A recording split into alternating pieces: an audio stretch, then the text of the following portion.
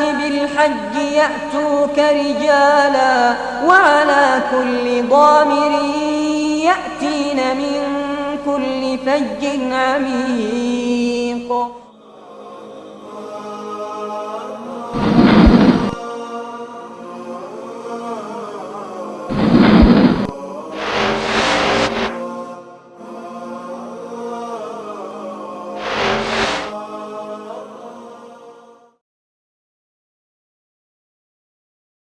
الحمد لله رب العالمين والصلاة والسلام على أشرف الأنبياء وسيد المرسلين نبينا وحبيبنا وقدوتنا وإمامنا محمد وعلى آله وصحبه أجمعين. أما بعد، اللهم علمنا ما ينفعنا وانفعنا بما علمتنا وزدنا علما نافعا وعملا صالحا يا رب العالمين. واجب الاحترام بھائیوں، معزز ساتھیوں، ہماری ماؤں اور بہنوں، سابقہ درس میں نے حج کے متعلق اور حج سے سیکھے جانے والے فائدے اور عبرتیں اور نصیحتیں اس ٹاپک پر، اس موضوع پر میں نے درس دینا شروع کیا. اور ایک اہم سبق جو ایک حاجی سیکھتا ہے جو یہ ہے کہ اللہ تعالیٰ کا تقوی حاصل کرتا ہے، پرہیزگاری حاصل کرتا ہے، اور اللہ تعالیٰ کی پرہیزگاری بغیر اللہ تعالیٰ کی توحید کا اقرار کیے ہوئے کہ اللہ تعالیٰ اپنی ربوبیت میں، اپنے افعال میں تنہا اکیلا ہے، پھر ایسے ہی الوہیت میں یعنی عبادات میں صرف اور صرف وہی مستحق ہے، پھر ایسے ہی اپنے اسماء و صفات میں بھی وہ اکیلا ہے، اس کا کوئی شریک نہیں ہے. یہ فائدہ میں نے اچھی طرح واضح کیا تھا. جب ایک حاجی اپنے گھر سے نکلتا ہے پھر ایسے ہی واپس ہوتا ہے یا حج کے ایام میں جتنے بھی اعمال کرتے ہیں اس سے یہ سبق اچھی طرح واضح ہوتا ہے. اب اس کے بعد میں دوسرا سبق ذکر کر رہا ہوں جو حج سے ہم اور آپ سیکھتے ہیں یا حجاج بیت اللہ الحرام سیکھتے ہیں. وہ یہ ہے کہ حج سے بات واضح ہوتی ہے کہ ہم مسلمانوں کے اندر اتفاق اور اتحاد کا امکان ہے. ہم ممکن بلکہ ہم متحد اور متفق ہو سکتے ہیں. کیوں نہیں؟ حج کے ایام میں دیکھیں، ایک لباس تمام مسلمانوں کا ہوتا ہے، ایک ہی ساتھ مینا جاتے ہیں، پھر ایسے ہی عرفات جاتے ہیں، پھر غروب آفتاب کے بعد ایک ہی ساتھ نکلتے ہیں مزدلفہ کی طرف، ایسے ہی باقی بھی اعمال. ایسا نہیں ہوتا ہے کہ کچھ لوگ ایک دن پہلے میدان عرفہ میں ٹھہرتے ہیں اور کچھ لوگ ایک دن بعد میدان عرفہ میں ٹھہرے ہوتے ہیں. ہرگز نہیں، بلکہ میدان عرفہ ایک ہی دن ہوتا ہے. ایام التشریق بھی معروف ہوتے ہیں، یوم النحر معروف ہوتا ہے. تو یہ ممکن ہے، لیکن شرط یہ ہے کہ ہم سبھی متفق اور متحد ہو جائیں اللہ تعالیٰ کی کتاب اور نبی صلی اللہ علیہ وسلم کی سنت پر، اور سنت کو اس طرح سمجھیں جس طرح صحابہ کرام نے، تابعین نے، سلف صالحین نے سمجھا. اور اگر ہم نے ایسا کیا تو حقیقت میں دشمنان اسلام شیطان کے ساتھ پریشان ہو جائیں گے اور ایسے ہی یہ تباہ ہو جائیں گے اور ان کی جو سازشیں ہیں وہ ناکامیاب رہیں گی. اس کے بعد پھر جو تیسرا سبق جو ہم اور آپ حاصل کرتے ہیں، حجاج بیت اللہ الحرام حاصل کرتے ہیں، وہ یہ ہے کہ حج میں اخوت اسلامیہ، بھائی چارہ، بھائی چارگی ابھر کر ظاہر ہوتی ہے. ہم دیکھتے ہیں کہ ایک حاجی دوسرے حاجی کو نہیں جانتا ہے، دوسرے ملک سے آیا ہے، نہ رنگ میں کوئی رنگ ملتا جلتا ہے، نہ زبان اس کی ملتی جلتی ہے، نہ نیشنلٹی ایک ہے، مختلف نیشنلٹیوں سے، بلکہ جانتا بھی نہیں ہوگا، تب بھی اپنی نفس پر ترجیح دیتے ہوئے کھانا پیش کر دیتا ہے، جوس دے دیتا ہے، پانی دے دیتا ہے. بلکہ ایسا بھی ہم دیکھتے ہیں کہ ایک نوجوان بوڑھے کی خدمت کر رہا ہے. کتنے لوگ اپنا راستہ بھٹک گئے، وہ اس خیمے تک، اس جگہ تک پہنچا دیتے ہیں. ایسے ہی ہم عرفات میں دیکھتے ہیں، مزدلفہ میں دیکھتے ہیں، اور بھی ایام اوقات میں دیکھتے ہیں کچھ نوجوان کھڑے ہوئے ہیں، پانی تقسیم کر رہے ہیں، لسی تقسیم کر رہے ہیں، جوس تقسیم کر رہے ہیں، کھانے بانٹ رہے ہیں. کسی کو نہیں جان رہے ہیں، نہ کوئی آپس میں رشتہ یا ناتا ہے، صرف یہ ہے اللہ تعالیٰ کی خاطر اپنے مسلمان بھائی سے محبت کرتے ہیں. گویا اس طرح وہ نبی صلی اللہ علیہ وسلم کی اس حدیث کی تطبیق کرتے ہیں. آپ صلی اللہ علیہ وسلم نے فرمایا، مسلم کی روایت ہے، مثل المؤمنین فی توادہم وتراحمہم وتعاطفہم مثل الجسد الواحد اذا اشتکا منہ عضو تداعى له سائر الجسد بالسہر والحمہ. کہ مسلمانوں کی مثال آپس میں ان کی محبت اور ایسے ہی ایک دوسرے کی خلوص کے لیے یا مدد کرنے میں اس طرح ہے جس طرح ایک جسم ہے.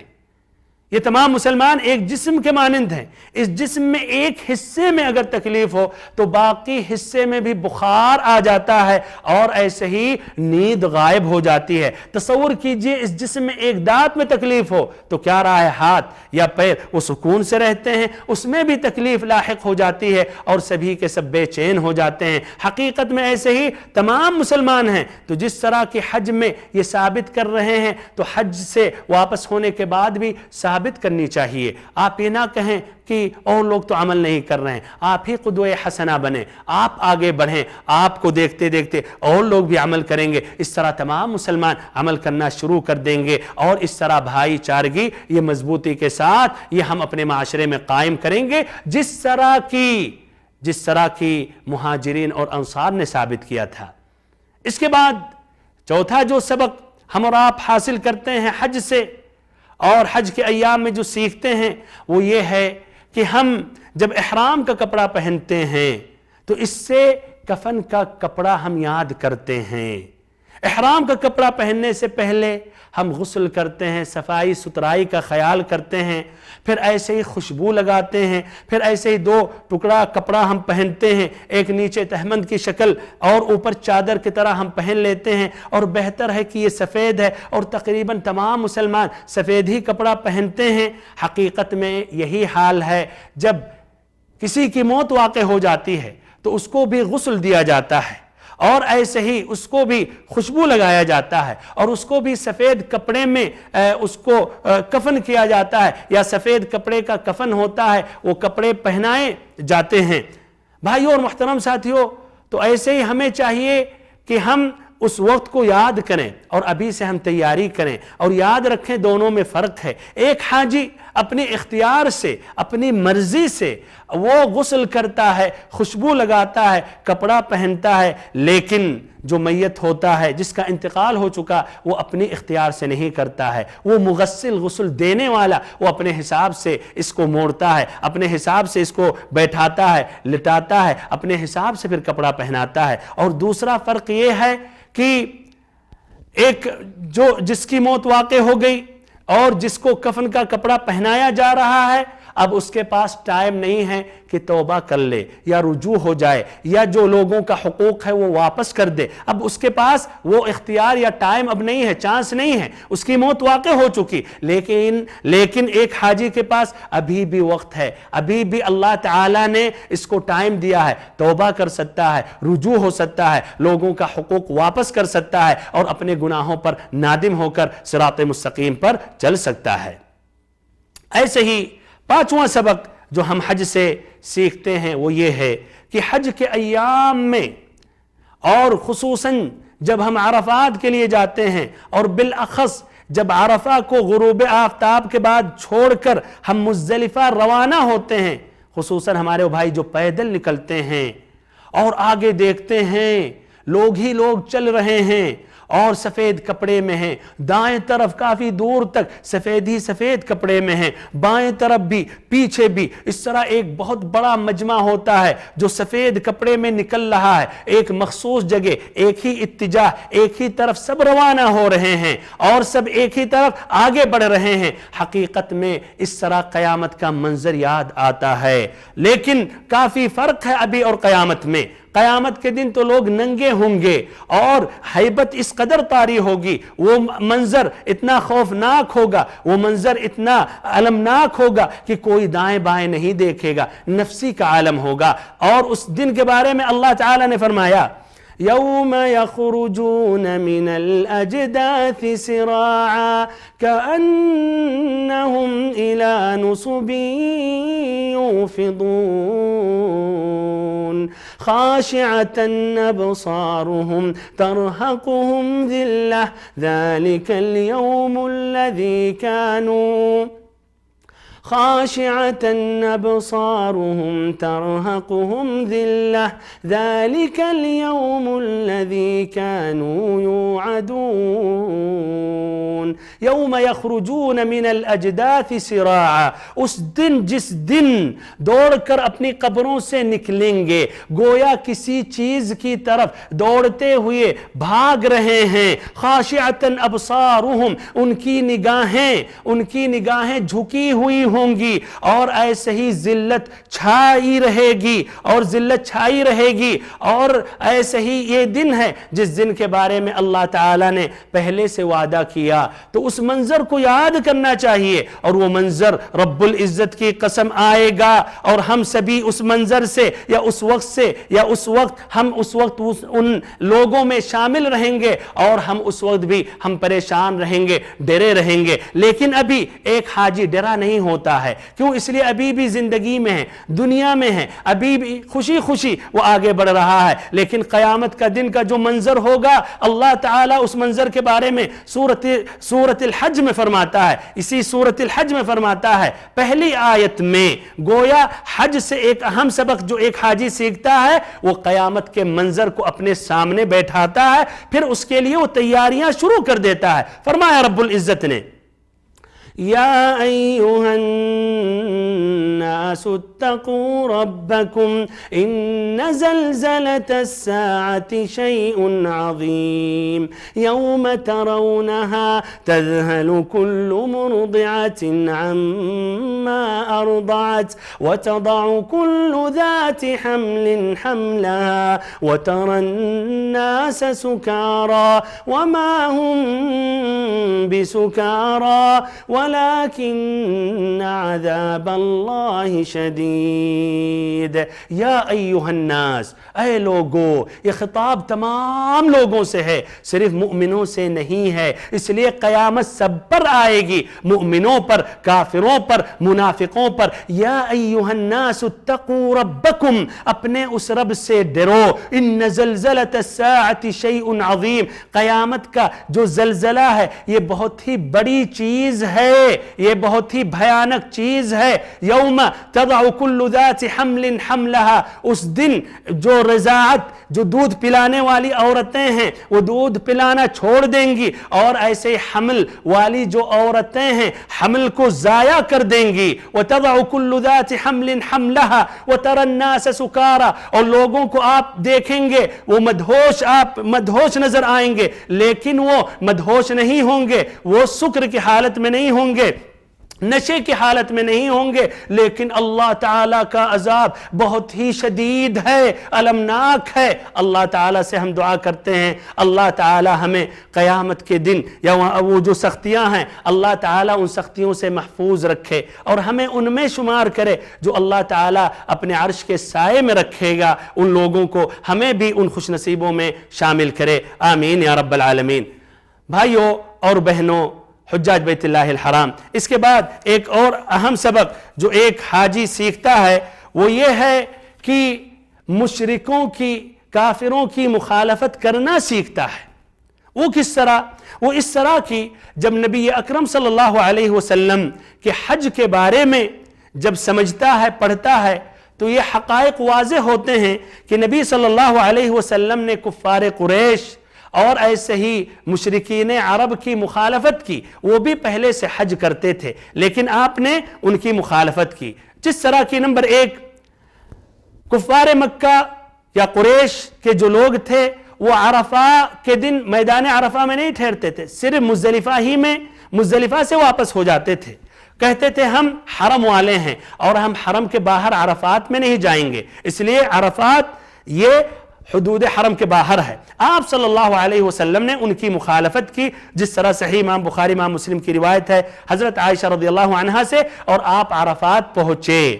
ایسے ہی دوسری مخالفت آپ نے یہ کی کہ کفار مکہ اور مشرکین عرب مزدلفہ میں جب رات گزارتے تھے، پھر دن یا 10 ذی الحجہ کا دن جب شروع ہوتا تھا تو مزدلفہ کو سورج کے طلوع ہونے سے پہلے نہیں چھوڑتے تھے، بلکہ سورج جب طلوع ہو جاتا تھا اور اس کی روشنی عام ہو جاتی تھی تب وہ مینا کی طرف آگے بڑھتے تھے۔ آپ صلی اللہ علیہ وسلم نے طلوع آفتاب سے پہلے مزدلفہ کو چھوڑ دیا اور ان کی آپ نے مخالفت کی۔ ایسے ہی تیسری مخالفت وہ کفار مکہ اور ایسے ہی مشرکین عرب وادی محصر میں ٹھہرتے تھے، اور ایسے ہی کفار مکہ اپنے حسب اور نسب کے بارے میں باتیں کر کے فخر کرتے تھے، مباحات کرتے تھے۔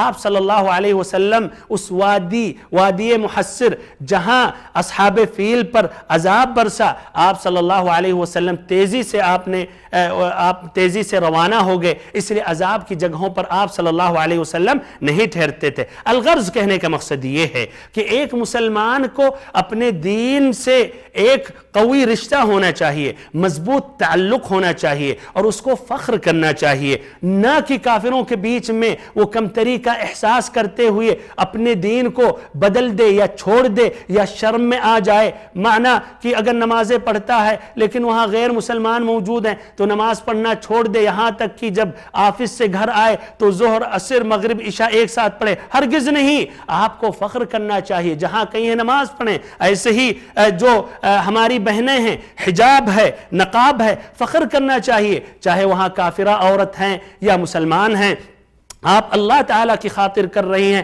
اور فخر کرنا چاہیے۔ ایسے ایک داڑھی والے بھی کبھی کبھی کمتری میں مبتلا ہو جاتے ہیں جب ایسے لوگوں کے ساتھ بیٹھتے ہیں جو اس سنت کی مخالفت کرتے ہیں، اور یہ سنت واجب ہے، مخالفت کرتے ہیں تو ان کے بیچ میں ذرا پھسل جاتے ہیں۔ کہنے کا مقصد ایک مسلمان کو اپنے دین پر جم جانا چاہیے، ثابت رہنا چاہیے اور فخر کرنا چاہیے، اور مشرکوں کی اور کافروں کی مشابہت نہیں کرنی چاہیے۔ اور ساتھ ساتھ ایک فائدہ ذکر کرتا چلوں کہ نبی صلی اللہ علیہ وسلم کو دیکھیں اپنی قوم کی مخالفت کر رہے ہیں، اس سے واضح یہ ہو رہا ہے کہ یہ دین اللہ تعالیٰ کی طرف سے ہے۔ اگر آپ صلی اللہ علیہ وسلم کی طرف سے ہوتا تو قریش کی موافقت کرنے کی آپ کوشش کرتے۔ بہرحال بھائیوں اور محترم ساتھیوں، اس کے بعد جو 7واں سبق ہے جو ایک حاجی سیکھتا ہے وہ یہ ہے کہ حج کے ایام میں صبر کرنا سیکھتا ہے۔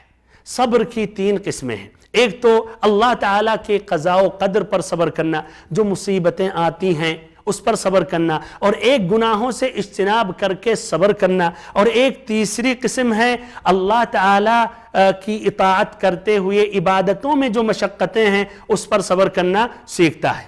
تو اللہ تعالیٰ کی عبادتوں پر صبر کرنا سیکھتا ہے۔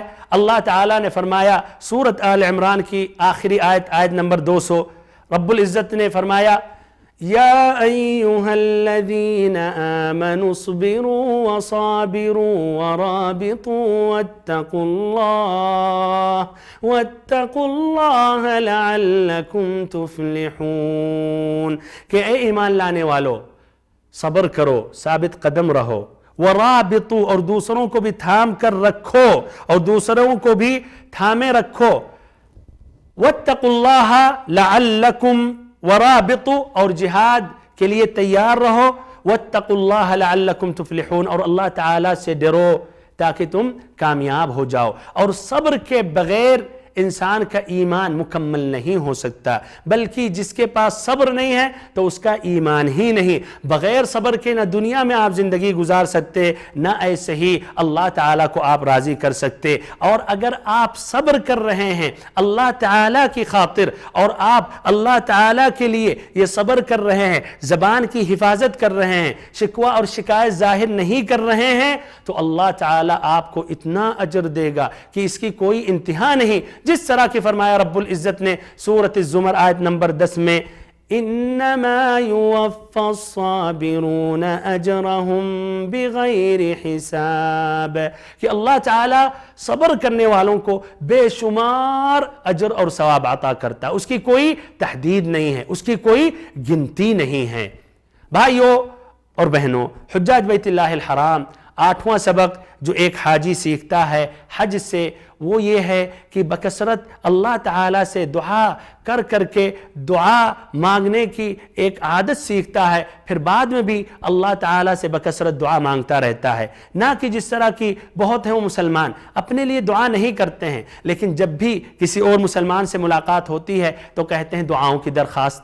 آپ اپنے لیے دعا نہیں کر رہے ہیں، آپ کی غرض ہے، آپ پر مصیبت ہے اور آپ کچھ چاہ رہے ہیں تو دوسرا آپ کے لیے کیسے خیال کرے گا؟ تو بہرحال ایک حاجی شروع حج سے لے کر آخری تک، بلکہ گھر سے نکلنے سے لے کر واپس آنے تک وہ جگہ جگہ پر اللہ تعالیٰ سے دعا مانگتا ہے۔ مثلا سفر کی دعا مقبول ہے تو سفر میں دعاؤں کا اہتمام کرتا ہے، اور ایسے ہی پھر وہ حج جب شروع کرتا ہے تلبیہ پڑھتا ہے، دعاؤں کا اہتمام کرتا ہے، طواف جب کرتا ہے تو طواف میں بکثرت اللہ تعالیٰ سے دعا مانگتا ہے، پھر ایسے ہی صفا پہاڑی پر، مروہ پہاڑی پر بکثرت دعا مانگتا ہے، پھر ایسے ہی عرفات کے دن کے بارے میں جو آپ صلی اللہ علیہ وسلم نے فرمایا سب سے بہترین دعا آج کے دن کی دعا ہے، وہاں بکثرت اللہ تعالیٰ سے دعا مانگتا ہے۔ پھر ایسے ہی مزدلفہ میں رات گزارنے کے بعد 10 ذی الحجہ کو فجر کی نماز پڑھنے کے بعد سورج نکلنے سے پہلے تک بکثرت دعا مانگتا ہے۔ پھر ایسے ہی ایام التشریق میں 11، 12، 13 کو زوال کے بعد تینوں کنکریوں کو مارتا ہے، یا تینوں جمرات کو کنکریوں سے مارتا ہے۔ پہلے جمرے کے بعد، دوسرے جمرے کے بعد ہاتھ اٹھا کر قبلہ رخ ہو کر اللہ تعالیٰ سے دعا مانگتا ہے، اللہ تعالیٰ سے ہر جگہ دعاؤں کا اہتمام کرتا ہے۔ اس طرح ایک حاجی اللہ تعالیٰ سے دعا مانگنے کا معتاد ہو جاتا ہے تو حج سے آنے کے بعد بھی یہ سبق حاصل کر لیتا ہے، اور اسے یقین ہو جاتا ہے جس طرح کہ حج کے ایام میں صرف اور صرف اس نے اللہ تعالیٰ سے دعا مانگی اور اسے یقین تھا کہ اللہ تعالیٰ اس کی دعا قبول کر رہا ہے، تو ایسے ہی باقی زندگی میں بھی اسے یقین ہو جاتا ہے کہ اللہ تعالیٰ اس کی دعا قبول کرتا ہے۔ اللہ تعالیٰ نے فرمایا سورۃ البقرہ آیت نمبر 186، وَإِذَا سَأَلَكَ عِبَادِي عَنِّي فَإِنِّي قَرِيبٌ أُجِيبُ دَعْوَةَ الدَّاعِ إِذَا دَعَانِ فَلْيَسْتَجِيبُوا لِي وَلْيُؤْمِنُوا بِي لَعَلَّهُمْ يَرْشُدُونَ، کہ اگر آپ سے، یعنی اے نبی اکرم صلی اللہ علیہ وسلم، اگر آپ سے ہمارے بارے میں ہمارے بندے سوال کریں تو آپ کیا کہیں؟ وَإِذَا سَأَلَكَ عِبَادِي عَنِّي، اگر آپ سے ہمارے بندے سوال کریں پس بے شک میں بہت ہی قریب ہوں، میں بہت ہی نزدیک ہوں۔ اللہ اکبر، اللہ تعالیٰ بذات ہی عرش پر ہے، ساتوں آسمان کے اوپر ہے، جس طرح کی بے شمار آیتیں ہیں، ان آیتوں میں سے الرحمن علی العرش استوی، رحمان عرش پر مستوی ہے، لیکن اس لیے کہ وہ رب العزت سب کو دیکھتا ہے، سب کی سنتا ہے، تو گویا اللہ تعالیٰ قریب ہے، اور بے شک رب العزت قریب ہے، سب کی سنتا ہے، سب کو دیکھتا ہے۔ ایک کالی چیونٹی رات کے اندھیروں میں کالے پتھر پر چلتی ہے، اللہ تعالیٰ اس چیونٹی کو دیکھتا ہے اور اس کی آواز سنتا ہے، تو رب العزت کیا ہماری اور آپ کی نہیں سن سکتا؟ تو اللہ تعالیٰ کہہ رہا فَإِنِّي قریب، بے شک میں بہت ہی قریب ہوں، اجیب دعوت الداعی اذا دعان، جب پکارنے والا مجھے پکارے گا اس کی دعا قبول کروں گا۔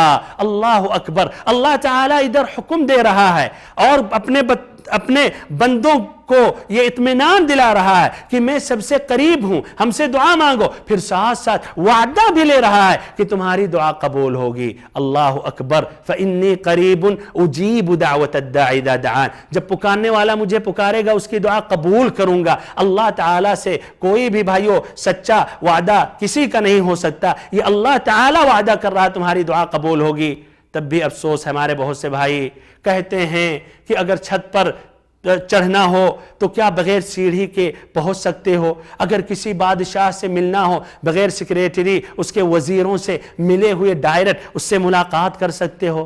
بھائیو اور محترم ساتھیو، اللہ تعالیٰ کیا ایک حقیر انسان کی طرح بادشاہ ہو، امیر ہو، وہ پرائم منسٹر ہو، جو بھی ہو، وہ حقیقت میں ایک بشر ہے، ناقص ہے، بیمار ہو جاتا ہے، سو جاتا ہے، مر جاتا ہے؟ کیا اللہ تعالیٰ بھی ویسے ہی ہے؟ لیس کمثلہ شیء، اللہ تعالیٰ کی طرح کوئی بھی نہیں ہے۔ اللہ تعالیٰ یہ ناقص بادشاہ کی طرح نہیں ہے، اس بادشاہ کو وزیروں کی ضرورت پڑتی ہے، پبلک کی یہ محبت چاہتا ہے، اس کی مخالفت سے، ان کی بغاوت سے ڈرتا ہے، تو کیا اللہ تعالیٰ بھی ایسا ہے؟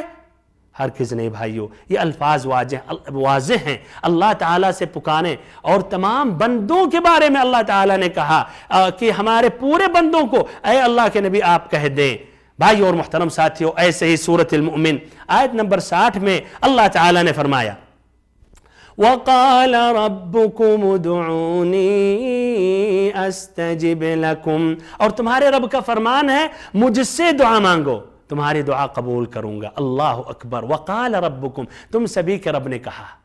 کس کا وہ رب ہے؟ آپ کا رب ہے یا نہیں؟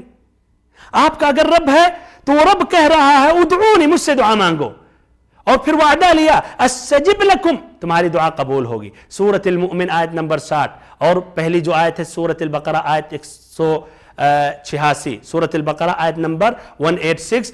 آپ خود کوئی بھی ترجمہ دیکھیں، انشاءاللہ ترجمہ میں آپ کوئی فرق نہیں پائیں گے۔ بھائیوں اور بہنوں، تو اس طرح یہ سبق ہے 8واں سبق جو ایک حاجی سیکھتا ہے، اللہ تعالیٰ سے باقی زندگی میں بھی دعا کرتا ہے، کسی اور سے التجا نہیں کرتا ہے، کسی اور کا وسیلہ نہیں پکڑتا ہے۔ 9واں سبق یہ ہے کہ ایک حاجی جب وہاں پہنچتا ہے تو وہاں دیکھتا بہت ہیں وہ حجاج بیت اللہ الحرام جو جہالت میں واقع ہوتے ہیں، بہت سے واجبات کو چھوڑ دیتے ہیں، بہت سے محظورات ممنوعات الاحرام میں واقع ہو جاتے ہیں، اور کتنے ایسے ہیں جو واضح چیزیں نہیں جانتے ہیں، پکڑتے رہتے ہیں دائیں بائیں، کسی سے بھی کیف متفق سوال کرتے ہیں کہ اب میں کیا کروں اور کیا نہیں کروں، میں نے ایسا کیا ایسا نہیں کیا، کیا حکم ہے؟ اس سے واضح ہوتا ہے کہ مسلمانوں کو شرعی علوم کی بہت ہی ضروری ہے، بہت ہی ضرورت ہے۔ آپ اپنے بیٹے کے لیے، بیٹیوں کے لیے آپ کافی فکر مند ہیں، ان کی دنیا کی خاطر آپ دنیاوی تعلیم دے رہے ہیں، عصری تعلیم دے رہے ہیں، کوئی بات نہیں، اس میں بھی آگے بڑھیں، اچھے سے اچھے ڈاکٹر بنیں، انجینئر بنے، پائلٹس بنے، اللہ مسلمانوں کو اس میدان میں بھی آگے بڑھائے۔ لیکن شرعی علوم، کم سے کم بنیادی جو باتیں ہیں، مثلا توحید اور توحید کی ضد جو شرک ہے اس کا جاننا یہ ضروری ہے ہر مسلمان کے لیے۔ نماز اور اس کا طریقہ، اور پھر ایسے ہی نماز کی شرطیں، ارکان، واجبات، اور وضو کا طریقہ یہ ضروری ہے۔ ایسا نہ ہو آپ اپنی پوری جوانی، زندگی، مال بچوں کی خاطر خرچ کر دیں، پھر جب آپ کی موت واقع ہو تو جنازہ کی نماز میں آپ کے لیے دعائے نماز یا جنازہ کی دعا بھی نہ پڑھ سکیں۔ یہ کیسے پھر تربیت ہوگی؟ آپ کے حق میں وہ دعا بھی نہ کر سکیں۔ اور حدیث میں ہے، مسلم کی روایت ہے، اذا مات ابن آدم انقطع عمله الا من 3 صدقۃ جاریہ او علم ينتفع به او ولد صالح يدعو له۔ آدم کے بیٹے کی جب موت واقع ہو جاتی ہے تو اعمال صالحہ کے سلسلے منقطع ہو جاتے ہیں، اب ثواب نہیں ملتا، کیوں؟ اس لیے انتقال ہو گیا۔ لیکن 3 ذریعے ہیں، ان ذریعوں کی وجہ سے ثواب جاری رہتا، مرنے کے بعد بھی فرشتے ثواب لکھتے رہتے ہیں۔ نمبر 1 صدقہ جاریہ، اگر آپ نے ایسا صدقہ کیا، مثلا اسکول، مسجد یا کوئی بھی ایسی دعوتی کام جو باقی ہے اور اس سے لوگ فائدہ اٹھا رہے ہیں، مثلا پانی کا بھی اگر آپ نے انتظام کر دیا، ثواب ملتا رہے گا۔ ایسے ہی اگر آپ کے اولاد آپ کے حق میں، نیک اولاد آپ کے حق میں دعا کرتی رہیں، ایسے ہی نمبر 3 اگر آپ صحیح علم چھوڑ کر جا رہے ہیں تو اس کا آپ خیال کریں، خود علم سیکھیں، علم کی مجلسوں سے قریب رہیں، اور اپنے بچوں کو بھی آپ یہ سکھائیں۔ 10واں اور آخری سبق میں جو ذکر کر رہا ہوں وہ یہ ہے کہ حج میں تمام مسلمان ایک ہو جاتے ہیں، اس میں کوئی بھی فرق نہیں دکھتا ہے۔ احرام کا کپڑا جیسے ہی پہنتے ہیں اور ٹوپی یا اور رومال یا ایسے ہی پگڑی وغیرہ چھوڑ دیتے ہیں تو بڑے چھوٹے، مالدار، فقیر، امیر، حقیر، اونچے منصب اور جاہ والے اور جو عام قسم کے لوگ ہیں سب برابر ہو جاتے ہیں۔ اور حقیقت میں ایسے ہی اسلام کے نقطہ نظر سے سب کے سب برابر ہیں، نہ کسی ایک عربی کی ایک اعجمی پر کوئی فضیلت ہے، نہ ایسے ہی ایک جاہ اور منصب والے کی فضیلت ہے، نہ ایسے ہی ایک امیر یا ایک شریف کی دوسرے آدمیوں پر فضیلت ہے، نہ ایک ایسے ہی مرد کی عورت پر فضیلت ہے، الا بالتقوی، جس طرح کہ اللہ تعالیٰ نے فرمایا سورۃ الحجرات آیت نمبر 13 میں، یا ایہا الناس انا خلقناکم من ذکر وانثی وجعلناکم شعوبا وقبائل وَجَعَلْنَاكُمْ شُعُوبًا وَقَبَائِلَ لِتَعَارَفُوا إِنَّ أَكْرَمَكُمْ عِندَ اللَّهِ أَتْقَاكُمْ إِنَّ اللَّهَ عَلِيمٌ خَبِيرٌ۔ یا ایھا الناس، یہاں بھی خطاب تمام لوگوں سے ہے۔ ہم نے تم سبھی کو ایک مرد اور ایک عورت سے پیدا کیا، یعنی آدم اور حوا سے۔ سبھی آخری میں جا کر آدم اور حوا سے ملتے ہیں۔ وَجَعَلْنَاكُمْ شُعُوبًا وَقَبَائِلَ لِتَعَارَفُوا، اور ہم نے تمہیں کنبے قبیلوں میں بانٹ دیا، تقسیم کر دیا، کیوں؟ تاکہ ایک دوسرے کو پہچان سکو۔ إِنَّ أَكْرَمَكُمْ عِندَ اللَّهِ أَتْقَاكُمْ، تم میں سے سب سے باعزت وہ شخص ہے جو زیادہ متقی اور پرہیزگار ہے۔ اللہ تعالی علم والا اور سب سے بہتر جانتا ہے۔ بھائیوں اور محترم ساتھیوں، تو یہ حج سے سیکھنے کے بعد ہمیں بھی فخر نہیں کرنا چاہیے اگر ہم اعلیٰ نسب والے ہیں یا اونچے جاہ والے ہیں یا اونچے منصب والے ہیں یا پیسے والے ہیں، جو بھی ہوں لوگ برابر ہیں، سبھی کے سب آدم کے اولاد ہیں۔ تقوی اور پرہیزگاری سے ان میں فرق ہے، تو اس کو ہمیں سیکھنا چاہیے اور پھر سکھانا چاہیے، پھر فخر اور غرور نہیں کرنی چاہیے۔ اللہ تعالیٰ سے آخری میں دعا کرتا ہوں کہ اللہ تعالیٰ آپ سبھی کا حج قبول فرمائے اور اللہ تعالیٰ آپ کو دوبارہ حج بیت اللہ الحرام یا کعبہ کی زیارت نصیب کرے، اور ایسے ہی جن باتوں کا میں نے ذکر کیا ہے اس کو اچھی طرح آپ اس سے فائدہ اٹھائیں اور دوسروں تک اس فائدے کو عام کریں۔ وآخر دعوانا ان الحمد للہ رب العالمین، وصلی اللہم وسلم وبارک وانعم علی عبدک ورسولک محمد۔